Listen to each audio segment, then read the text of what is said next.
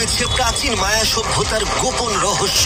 তোমরা এখন যা যা দেখছো, মায়ানরা সেগুলো চাইনি যে আমরা দেখি। আমরা এমন সব জায়গায় যাব যেখানে আগে কেউ যায়নি, এমনকি পৃথিবীর সপ্তম আশ্চর্যের একটা আমরা ঘুরেও দেখবো। আর এইসবের জন্য আমাদের হাতে মাত্র 100 ঘন্টা সময় আছে। ভাই এই সিঁড়িগুলো কিন্তু বিশাল উঁচু। আগে আমি একটা এসকেলেটর খুঁজবো। চলো মায়া সভ্যতার গোপন রহস্য আবিষ্কার করা যাক। এটাই হলো মায়া সভ্যতার বিশাল মন্দিরে ঢোকার প্রধান দরজা। সুড়ঙ্গটা সত্যিই গভীর।